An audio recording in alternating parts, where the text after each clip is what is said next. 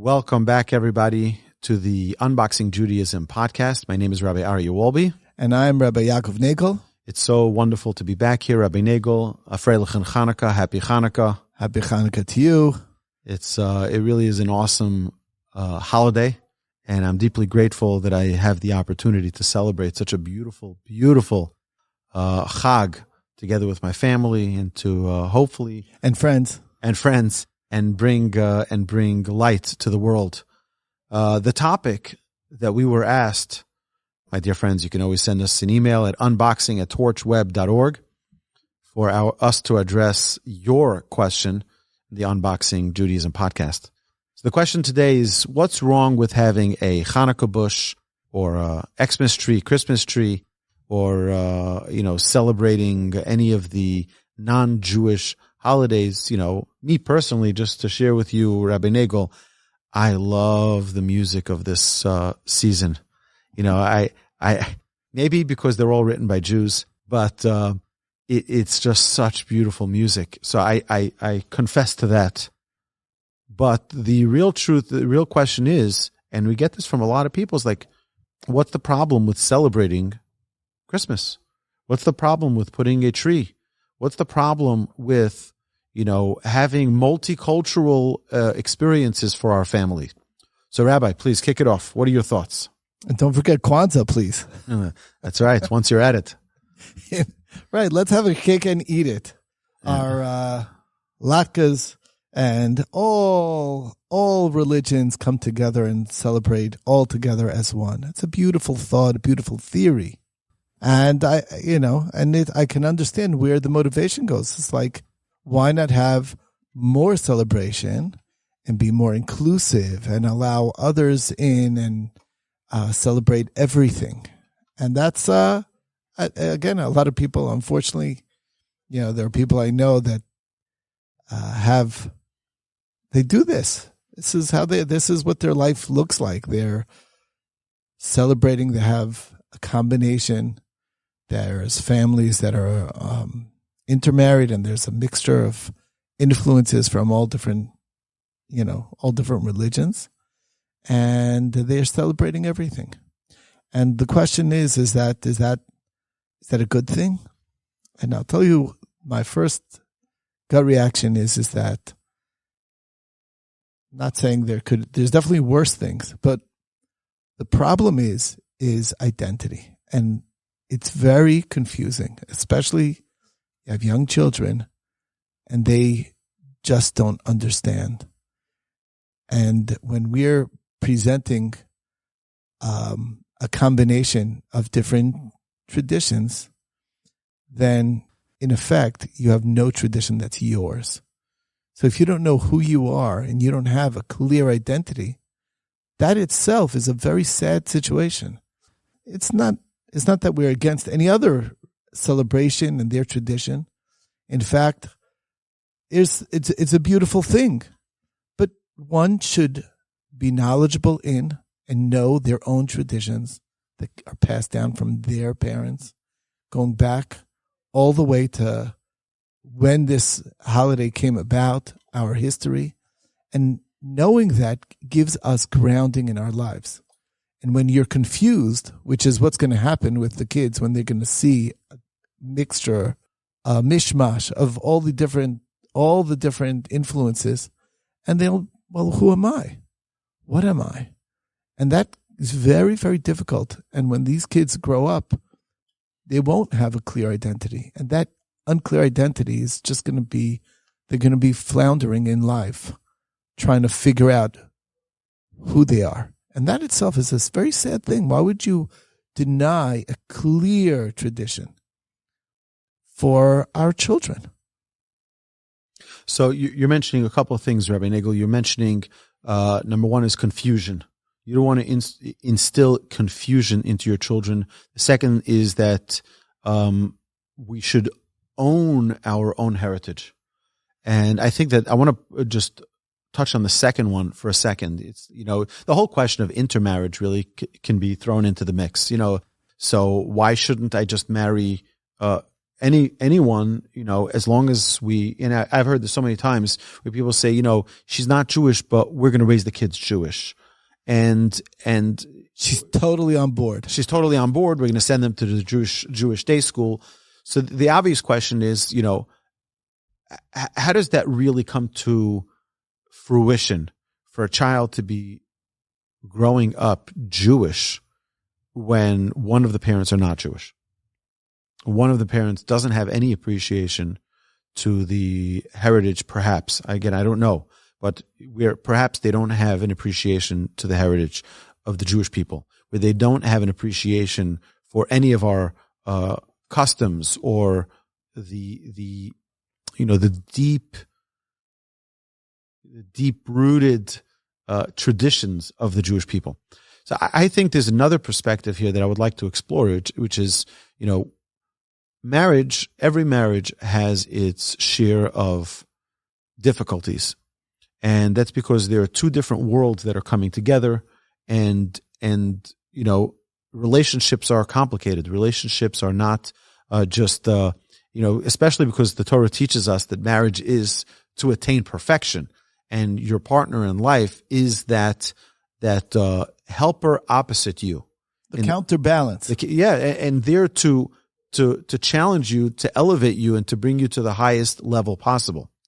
So in such a case where marriage has its challenges as is, why would you want to throw in another wrench into that relationship where now you have not only potentially a cultural difference, you have coming from two different planets. We're coming from two different planets, Mars and Venus, but now you have another cultural difference, which is a religious difference, where one might be Christian, one is Jewish, and here you have the clash of religions as well, a clash of values, so cultures. So I would like to suggest, I don't like when people refer to Judaism as a religion, because a religion is a set of rules that define a theological belief. I don't think that that's what Judaism is. I think other religions can call themselves a religion. I think Judaism is a relationship. It's all about relationship. It's not about, I think it's a mistake that people are defining Judaism by a few acts, a few seldom acts of, I'm going to light a menorah, or I'm going to have that bush, whatever it is. A checklist of dues. And I show up Rosh Hashanah Yom Kippur, and my kids will have a bat mitzvah. And I donate to the JNF. Right. And I'm friends with AIPAC, and now everything is great. I think it's much more than that. I think what we're denying our own selves by limiting Judaism to those memberships is that Judaism is really a relationship. Judaism is really a connection with the Almighty. That's what it's about. Every mitzvah that we have is a tool, is an opportunity for us to connect with the Almighty. So a mitzvah is not just an action that we do because this is our heritage or this is our custom. And I remember we did a podcast, I think one of our first podcasts was about tradition, the tradition of Fiddler on the Roof, but that was a total sellout of Jewish values because there was an entire generation or two or three since the original Fiddler on the Roof came out. And that's the only answer they had to their life questions. That's the only reason why we do tradition. The only reason I do things is because of tradition. And that's not true. It's patently false. We don't do anything because of tradition. We do things because it's our relationship with God and our relationship with the creator of heaven and earth through his Torah, through his mitzvahs. It's just like I explained that it's like when you buy flowers for your wife, you're expressing your love. You're expressing your relationship. You're bringing an attention to the affection that you have.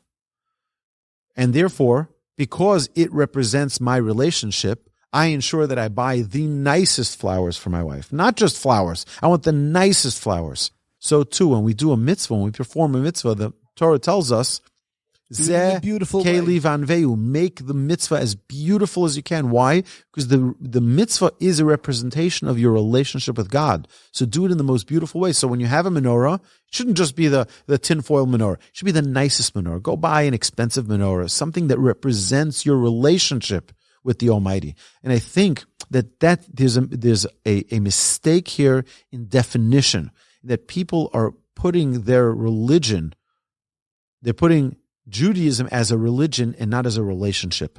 Judaism needs to be a representation of my connection with the Almighty. And I think that's the sad part, is that if someone can even ask this question, the problem is that there's no relationship. It's really, it's a great, I think the mashal, the parable that you're giving about, let's say, a relationship, husband and wife relationship, as soon as the wife realizes that you're looking at it as like, well, I bought you flowers, so now you can do this for me. It's a favor for a favor type of relationship. That itself makes it fall so flat. You'll see the reaction in your wife, and she's like, that's not the point. You missed the boat. When you're just doing is like, well, look, there's flowers here. I mean, don't you see what I did? And like, I have this checklist. I checked it off. See, I have a whole list of all these things that I was doing for, what it means to be a good husband. If you're not developing a relationship, if you're not building a relationship, then it's meaningless. All those acts become meaningless. And that's exactly the same thing with Judaism. It's a way, all these commandments are not commandments in the sense that they are a checklist of do's and don'ts. It's a means of accessing a relationship with God. It's a way of building connections with God. And that's what it's all about. So how do we answer the question? But Rabbi, okay, I married a non-Jew and we want to celebrate a mixed culture. So what are you telling me to do? To divorce my wife? You're telling me to get rid of my family? Are you telling me to not have a bush in my house or a tree and to light the menorah? It's like, okay, it is what it is. This is the family I have. What are you telling me to do? I have my answer. My recommendation would be find someone that you can learn about Judaism. Invest in your relationship with the Almighty by studying His Torah. And you'll be shocked at how rich and how fulfilling it is. And we don't have all the answers to every problem, to every situation, but the Torah definitely gives tremendous guidance and is a way to connect on such a high level and to really, enrich our lives tremendously. It's a very important question because a lot of people are like, well, there's nothing I could do anymore. And there's a lot of situations where the solution is not immediately obvious, and that's a real deal, and that's a big deal, and it's not so easy. But the question, the way I would say, I would say what, like Rabbi Wolbe, like what you're saying is, you can find out yourself about the religion, explore it yourself, invest in your knowledge, in your learning, and enrich your life with it, and include your spouse, and see if this is something that speaks to them too. You never know. But that's probably the first step. But you never lose out by growing in your knowledge and your understanding of the Torah. And only good can come of that. You'll enrich your life, you'll learn more, and you'll open your eyes to, it's so sad because there's so much wisdom there. It's our inheritance. Can you imagine? That's the word that we use to describe the Torah. Morasha Kilas Yaakov. It is a inheritance of the congregation of Yaakov. What does that mean? It's like, can you imagine you have all this wealth that's there, that's yours, and you never bother to access it. It's sitting in your bank account and you're just like, you're not using it. You're not utilizing it. This is so sad. That's exactly how I look at it. I want to share with you an amazing story. My great uncle, Rabbi Chaim Kreisworth of blessed memory, was the chief rabbi of Antwerp, and he was known as a Gaon. A Gaon is someone who knows all of Torah, all of Talmud, all of Mishnah, all of Halacha, inside out, by heart. And he was a very, very brilliant man. I'm sure you've met him more than once. Really a remarkable, remarkable man. So he once was in Jerusalem, and he meets a poor beggar. And he starts talking to them. He was a very, very charitable person. He raised tremendous amounts of money. I'll just tell you a quick story if I'm already talking about him. So he was once very ill when he was young. And he went to one of the great tzaddikim, one of the great righteous scholars of the generation. And he says, I need a blessing. I'm very sick. Doctors are not very hopeful. What do I do? So the rabbi told him, in the morning we say, Elu Devarim, and we say things that you get reward in this world, the things you get reward in the next world. Some you get the principle in this world, and some you get the interest in the world to come, etc., etc. But it's very interesting. If you look at the order, it says, Ubikur Cholim, visiting the sick, for the mitzvah of visiting the sick, and Hachnos Kala, and bringing in the bride into canopy, helping a bride get married. And then it says, Ulavayas Ames, and escorting the dead. He said it doesn't make any sense. It should be bringing the woman to canopy, helping people get married, then getting sick, and then dying. Like just in chronological order. Why is someone getting sick and dying? In between, you have someone helping, marry off the brides. So the rabbi said to him, because this distance is illness from death, the mitzvah of marrying off the brides. And he dedicated his life and he married off hundreds, if not thousands of girls, orphans, widows. He helped them with their weddings. He would raise money to bring them to canopy. And he lived a very, very, very long life. So that blessing worked. But either way, he was walking in Jerusalem and he meets this beggar. He starts listening to his story and he talks to him and he tells him, 1 second, what's your name again? What did you say your name was? He tells him his name. He says, you won't believe it. He says, was your father so-and-so? He says, yes. He died in the Holocaust, right? Yes. And you're from this and this town? Yes. He says, then I want to tell you something. He says, I've been looking for you for the past 30, 40 years. And what I want you to know is that your father was a very wealthy man. And he left you money in a Swiss bank account. And I've been looking for you since I heard this. I heard he came over to me right during the war. He told me, if you ever meet my son, tell him this is my account number and he should go get the money. And this beggar went from a pauper to a very, very incredibly wealthy man in a second. So here's the question. Was he a pauper 20 minutes ago? No, he wasn't. He just didn't know that he had it. And I think that each one of us, when we know and we understand the richness of the Torah that we have, we're the wealthiest in the world. We're the most privileged people on planet Earth, knowing that we have this beautiful, amazing Torah. And this gift that we have is the opportunity to connect, is an opportunity to enrich our lives every single day with meaning and with purpose. But, when we talk about intermarriage and I'm going to raise my kids Jewish, there's many times, and we see this statistically, that the divorce rates as is are terrible. But among intermarried couples, it's even higher because there's like sort of a short in the relationship because certain things are just they're not relatable. And that, my parents, Hashem should bless them with good health. My father's Israeli, my mother's American. As is, there's the exchange rate. There's the conversion rate of, it's just like miscommunication of not only of actual language, of words, but of culture.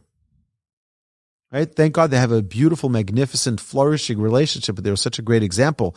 But as is, there's so much challenge in a relationship, adding the cultural difference only makes it more. Difference. And then adding the religious difference is so much more challenging. So the most direct way to say the answer to this question is that do not sell yourself short. Don't trade your tradition for what you think is a celebration of confusion, of a mixture of a bunch of things. When you have everything and you celebrate everything, then you celebrate nothing because there's no meaning behind it. it's just an opportunity to party. That's all it is. Parties are great, right, but that's not uplifting. It lasts for a short time, but the purpose of all Jewish celebrations is, like we said before, it's as in all mitzvahs, it's to create a deeper connection to God. It's to be more appreciative of what God did for us. It's to recognize these things and to think about, there's another factor that I just feel like I need to share. I want to quickly share a story. If you could just remember that. A friend of mine, his son married a Mormon girl. He's a Jewish man. His son married a Mormon girl. And it was very disappointing. It was disappointing to me because this person had a great connection with the Jewish community and is proudly Jewish. But, sadly, his son married a girl who came from a Mormon background. And he said, do you know who didn't show up to the wedding because it was an intermarriage? The Mormon grandparents. They didn't tolerate that their Mormon granddaughter married a Jew. And we think, sometimes people say, oh, the Jews are so intolerant that if I was to marry out, my family will disown me. The Jews weren't the ones who boycotted the wedding. It was the Mormon grandparents who boycotted the wedding. And I think it's telling because to them, they feel that responsibility towards their religion, towards their heritage. This Chanukah, one of the things that I've been doing with my family is before we light the candles every night, we give thanks and appreciation to Hashem for something else. So the first night of Chanukah, we gave thanks because it's the holiday of thanks, of giving thanks to Hashem, lahodos or lahalel. We gave thanks to our family.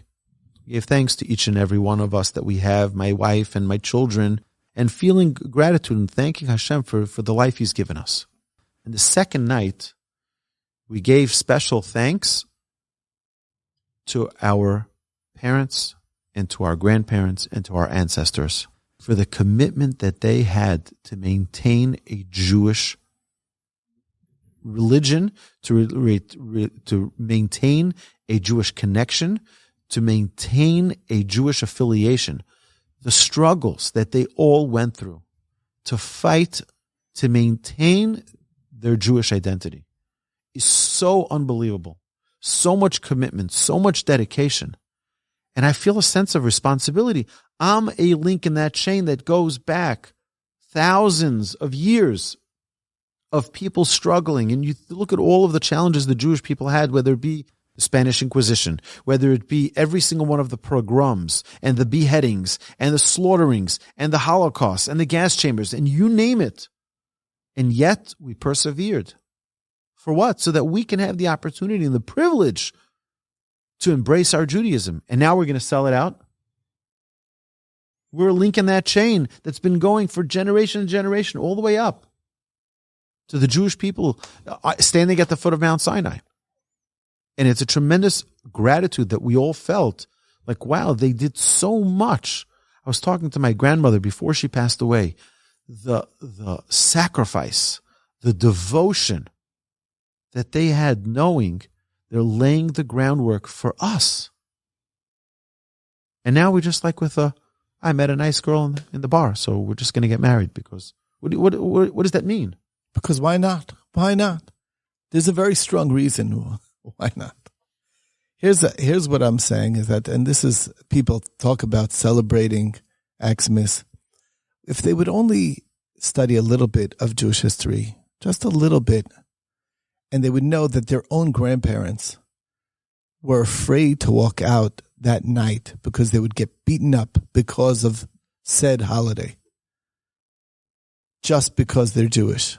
Because, we're the Christ killers or whatever it is, whatever made up reason why they need to beat on us. And that's what you want to celebrate? It's like, have you no respect for the memory of your own ancestors who've suffered these years just for this existence of this holiday? That's something that's real. And you should learn about it. People are ignorant about their history. I think plus, if we look at the history, if you just do a Wikipedia search, do a Google search on the history of the 25th day of December, which coincidentally is trying to mimic the 25th day of the month of Kislev. And that's not, I don't want to get into, I'm not here to refute Christianity or whatever their beliefs are. I don't own a doctorate in Christian theology. It's Judaism that I do now. I once had a class and someone in the class says, well, Rabbi, that's not consistent with Christian thought. I'm like, well, I don't teach Christianity. I teach Judaism. It's a good thing. It's a good thing I don't. Right. I'm not here to refute or to back or to even harm their way of thinking. That's not our business. It's not what we're in. We're not here to talk down about anyone. But if someone is thinking of celebrating it, do the research and see the inconsistencies, see the challenges with what it is that they're celebrating. You think about Halloween, and Halloween has become a very, very popular holiday for many Jewish people who don't know better. Oh, we're having a Halloween party. It's like, oh, well, the Jews have Purim, the way they get dressed up. So it's become an American cultural day of, like Purim, where they get dressed up. And it's so misguided, and it's so misrepresentative of what Purim really is. Purim is such a holy day, such a sanctified day, not just where we get dressed up, but it's where it's a day of total internal growth, of removing the external. And I just want to share a very quick, interesting contrast. In Halloween, the custom is everyone goes out and they go trick-or-treating, which means that they're going and getting things from people. And it's so fascinating that in the Jewish holiday of Purim, everyone's also going around, but it's the exact opposite. We're going to bring to other people gifts. To give. Exactly. I think that's so telling about the contrast between the two. Yeah. So I think like this. I think that we're not here to disparage anyone. We're not here to label anyone. We're not here to call anyone out. But what we are is pleading to our brethren to take their relationship, take your relationship, your precious relationship with your ancestors to the next generation. Don't cut off that connection, because once it's cut off, it's very, very difficult to reconnect. And it's tragic to the thought that our ancestors devoted everything they had. They were willing to give up jobs. They were willing to give up career. They were willing to give up fame. They were willing to give up everything not to desecrate their Judaism. It meant so much. They were willing to do anything in the world to maintain their Judaism. Why would we sell it out so quickly without even thinking about it? When you don't even know what you're squandering. That's really what it is. Right. And the urge, the request, come learn. Learn about the beautiful heritage that we have. Learn about the beautiful inheritance that was given to you by your ancestors. It's your relationship with God. It's your relationship with your Judaism. Don't squander that. Don't waste that. Any final words, Rabbi Nagel, on this matter? I'll tell you, it's so interesting that, it's so funny because, like, when it comes to actual practice of religion and doing the mitzvahs and things like that, we don't look at it necessarily as our relationship building act, which is what it should be. But we only have problems with it because it's related to religion. If our fathers always come home and have a beer and then they read the paper, we're going to do that also when we say, oh, that's our tradition. That's how my father did it. That's how I'm going to do it. If our father raised us a certain way, well, that's how I treat my children. That's our tradition. Every other tradition that's completely invented, that's no reality behind it, we're very happy to follow. The only one that's actually true, that's actually a true tradition, that's the one that we're actually tossing out the window. That's a sad thing. At least find out there's so much behind it. There's so much meaning there. See what it is. That's what I'm calling you out to do. Investigate. Invest. My dear friends, have a lovely Chanukah, a very, very, very happy, beautiful 8 days of light. And it should be a year filled with light in every corner of the world. Amen. Amen. My dear friends, don't forget, please share your questions with us at unboxing@torchweb.org. We look forward to hearing from you, and have a terrific week ahead and a great Shabbos.